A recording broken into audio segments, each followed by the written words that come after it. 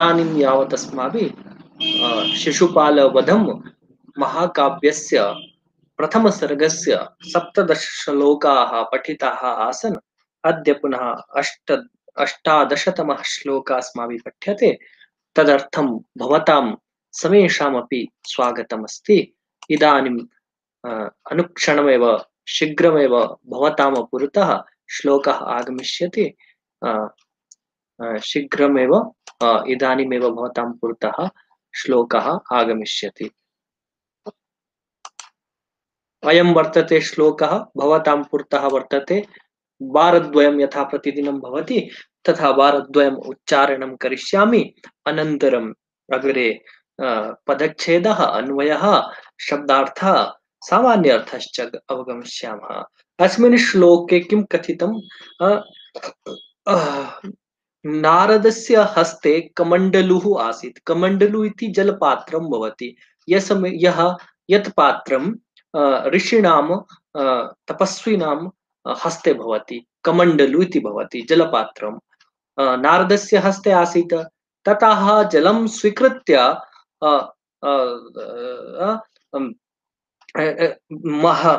देवर्षि नारदः श्रीकृष्णाय जलम् अयच्छत्। श्रीकृष्णश्च नतेन शिरसा तं जलं गृहीतवान्। एतादृशं वर्णनम् अस्मिन् श्लोके कृतं वर्तते। इदानीं हिंदी भाषया उपस्थापयामि।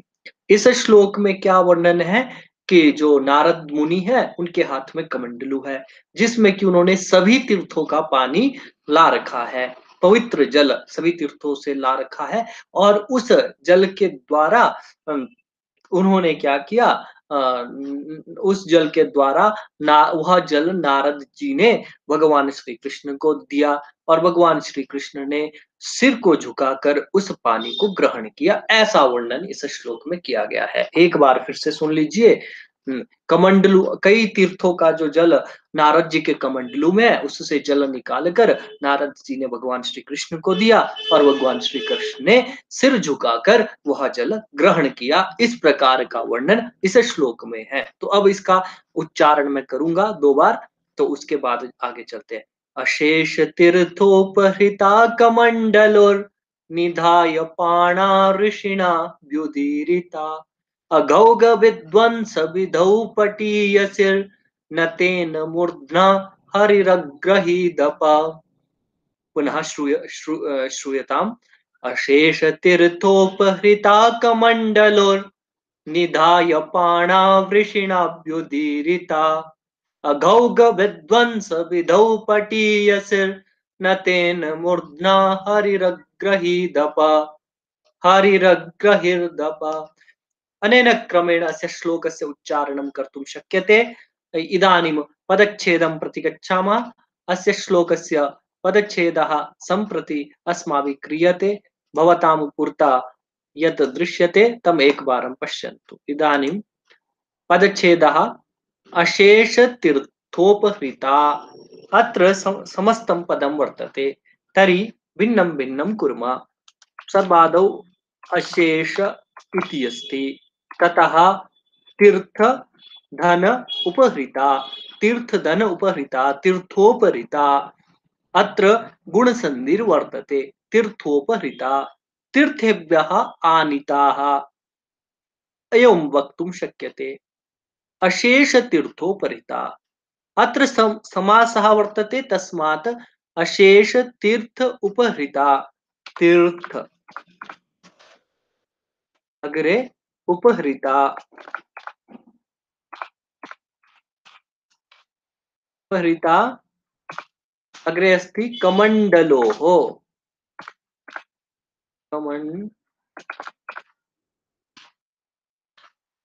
कमण्डलोः निधाय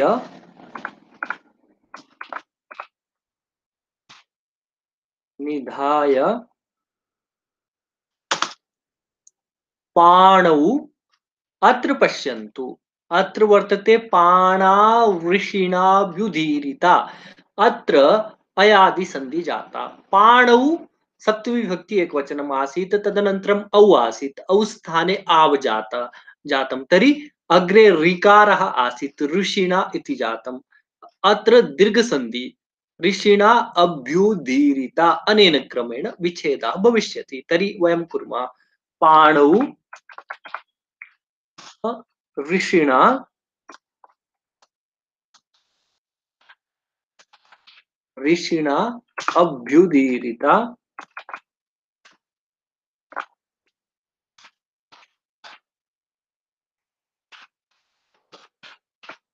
दीरिताः अनेन क्रमेण अस्माभिः कर्तुं शक्यते। पुनः किञ्चित् दीर्घमस्ति आकारः, लघु कुर्मः। अनेन क्रमेण अस्माभिः अत्र पर्यन्तं कृतम्। अग्रे अशेषतीर्थोपहृताकमण्डलो निधाय पाणौ ऋषिणा अभ्युदीरिताः अगौगविध्वंसविधौ। पुनः कुर्मः अगौग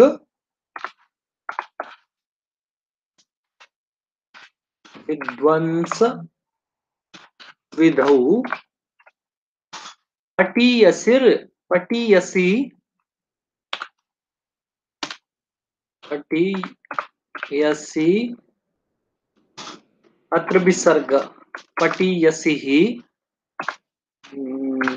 नतेन मूर्धना मूर्धना हरिः हरि इत्युक्ते श्रीकृष्णः हरि अग्रहीत अग्रहीत अग्रहीत अपः अनेन क्रमेण अत्र पदच्छेदः विहितः। इदानीं प्रत्येकं शब्दस्य अर्थम् अशेष शब्दस्य अर्थः भवति निखिल। निखिल तीर्थेभ्यः आनीताः सभी तीर्थों से अशेष सभी तीर्थों से उपहृता लाया गया अपह पानी किसमें कमंडलो हो कमंडलू में निधाय निधाय लेकर पाणौ पाणौ निधाया हाथ में लेकर ऋषिणा अभ्युदीरिता ऋषिणा नारदेन अभ्युदीरिता अभिषिक्ता छिड़का किस पर छिड़का या छिड़का इस प्रकार से छिड़काव करना अभ्युदीरिता अगौग विद्वांस विधौ अगौघ विद्वांस विधौ पटीयसी। तो अघौघ विद्वांस विधौ इस शब्द को अब हम समझेंगे। तो अघौघ विद्वांस विधौ यह जो शब्द है ये है उस अर्थ में पाप समूहानाम निराकरणे विधौ शब्द विध्वंस विधौ विध्वंस विधौ विध्वंस विनाश करने विध्वंस का अर्थ एक विनाश भी होता है। अघौघ ये अघौघ जो शब्द है अघौघ का अर्थ पाप है। पाप को विध्वंस जो जल है उस जल में इतनी ताकत है कि वो सभी प्रकार के पापों का विनाश करने में समर्थ है।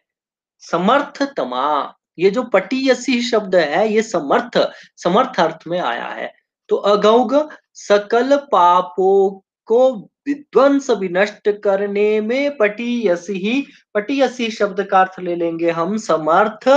जो पानी है वो पानी क्या किया अभ्युदीरता ऋषि ने अभ्युदीरिता ऋषिणा नारदेन अभ्युदीरिता छिड़का किस पर भगवान श्री कृष्ण ने। और भगवान श्री कृष्ण ने क्या कहा किया हरि नतेन मूर्धना अग्रहीत और हरि ने भगवान श्री कृष्ण ने सिर झुकाकर मूर्धना शिरसा सिर के लिए मूर्धना शब्द तृतीय विभक्ति एक वचन नतेन नम्र नम्र सिर से सिर झुकाकर हरि अग्रहित उस पानी को ग्रहण किया जो उन पर छिड़का गया।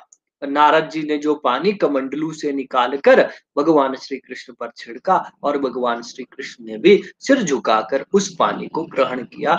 ये इस श्लोक का अर्थ है। तो अब हम इसका अन्वय करेंगे। तो अन्वय कैसे होगा तो एक बार मैं आपको दिखाता हूँ। तो क्या होगा, अशेष तीर्थोपहृता कमंडलोः अपाः निधाय अपाः पाण पाणौ अपाः निधाय ऋषिणा ऋषिणा अम, अगौग विध्वंस विदो पटीयसी अ, अ, अ, अपाः अभ्युदीरिता हरि नतेन मूर्धना अग्रहीत। हम्म, तो इस प्रकार से हम इसका अन्वय कर सकते हैं। या पाणौ निधाय अभ्युदीरिता अगौग विध्वंस विदो पटे स अपः हरिनतेन मूर्धना अग्रहित। इसका दो प्रकार से अन्वय कर सकते हैं। तो कैसे कैसे अन्वय होगा, तो एक बार यहाँ पर हम लिख रहे हैं, अशेष तीर्थोपहृता कमंडलो हो पाणौ निधाय। अशेष तीर्थो अशेष तीर्थोपहृताः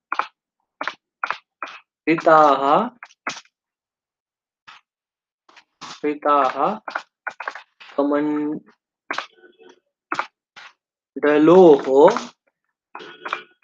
पाणौ निधाय ऋषिणा ऋषिणा अभ्युदीरिता अभ्युदीरिताः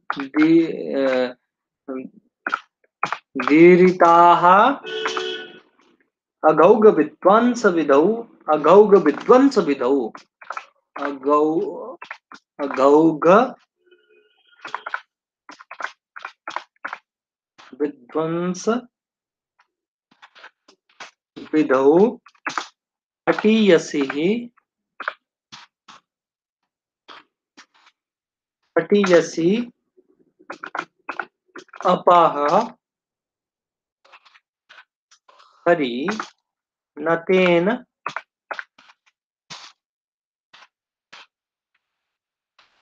मूर्धना नतेन मूर्धना अग्रही अग्रहीत।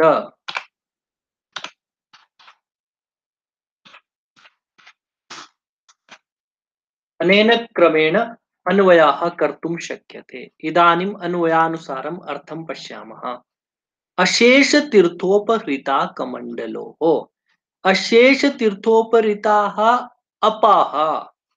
ये जो अपहृताः, यहाँ पर स्त्रीलिंग बहुवचन का प्रयोग किया गया है, क्योंकि अप जो शब्द है, आप शब्द जिसको हम कहते हैं जल के लिए, वो स्त्रीलिंग में चलता है, इसलिए यहाँ पर स्त्रीलिंग का प्रयोग किया गया। अशेष तीर्थोपहृताः अपाह, यहाँ पर अपा हम अपनी ओर से जोड़ सकते हैं भाई। अशेष निखिल सभी तीर्थों से लाए गए पानी कमंडलो हो, जो पानी कमंडलू में लाया गया है। कमंडलो हो, कमंडल से पंचमी विभक्ति एक वचन, कमंडलो हो पाणु निधाया। पाणु मतलब हाथ में लेकर।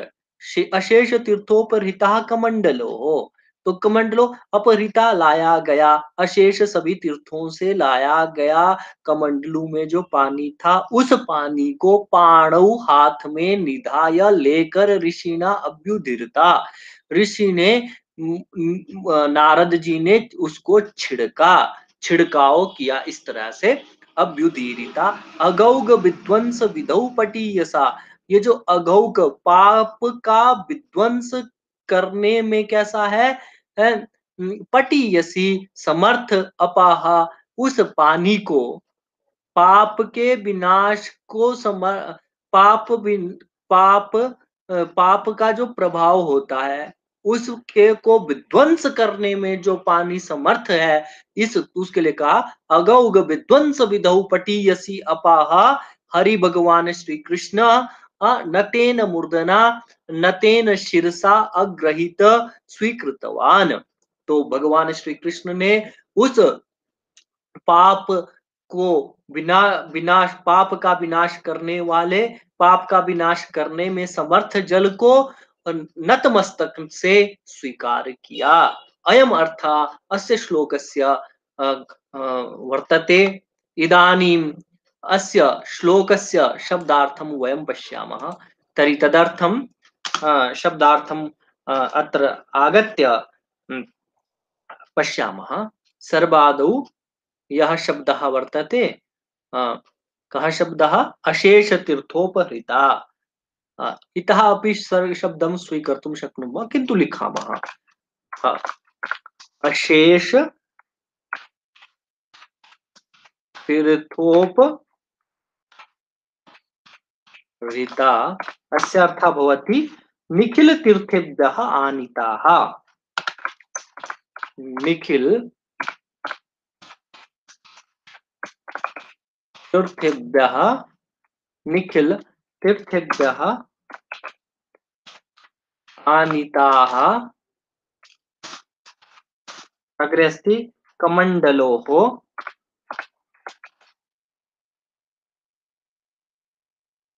कमण्डलोः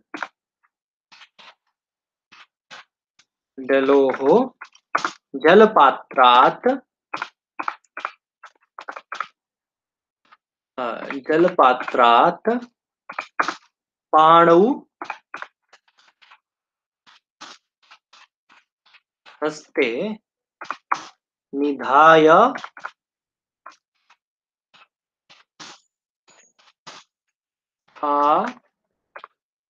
निधाय स्थापयित्वा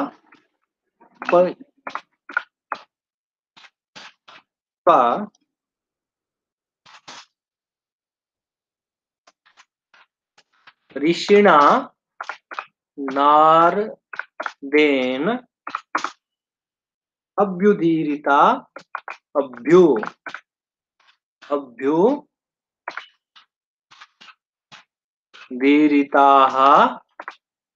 अभिषिक्ताः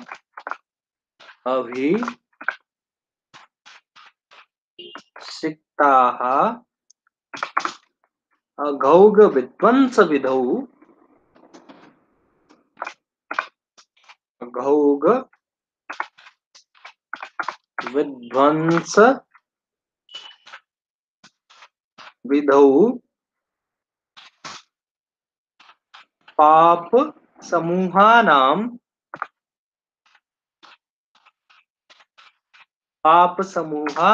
निराकरणे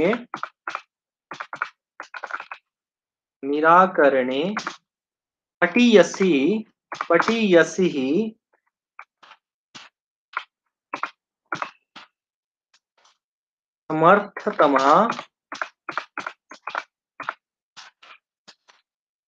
समर्थतमः अपः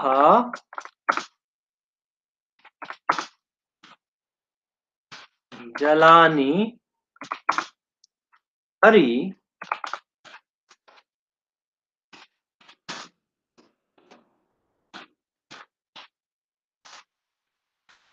श्रीकृष्णः न तेन नम्रीभूतेन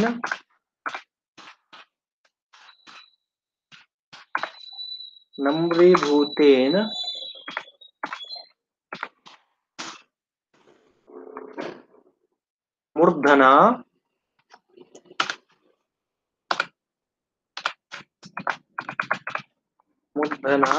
मस्तकेन अग्रहीत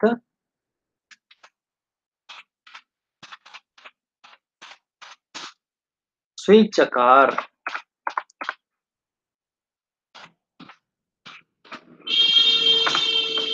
अनेन क्रमेण अस्माभिः सम्पूर्णस्यापि श्लोकस्य शब्दार्थः दृष्टः। एकवारं पुनः श्लोकोच्चारणं करोमि, सरलया भाषया अर्थं वदामि, तदनन्तरं कक्षां समापयामि। अशेषतीर्थोपहृता कमण्डलोर्निधाय पाणावृषिणाभ्युदीरिता अघौघ विध्वंस विधौ व्यटीयसिर्न तेन मूर्धना हरिरग्रहीदप। अशेष तीर्थोपहृता कमंडलो हो।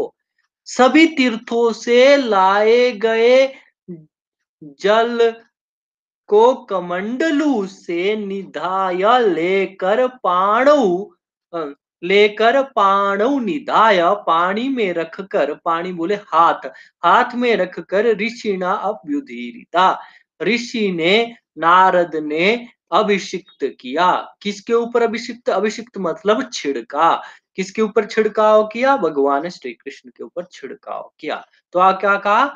अघौघ विध्वंस विदौ पटीयसी, अम, अ, पाप समूह के नाश करने में समर्थ जल को अपाहा, जल को ओ हरि भगवान श्री कृष्ण ने नतेन मूर्तना अग्रहीत, भगवान श्री कृष्ण ने सिर झुकाकर ग्रहण किया। ऐसा अर्थ इस श्लोक का है। और इसी श्लोक के साथ हम आज की कक्षा को यही समाप्त करते हैं। सर्वेभ्यः नमस्कारः, धन्यवादः। श्वः पुनः मिलामः अस्मिन् एव समये। तावत् सर्वेभ्यः धन्यवादः।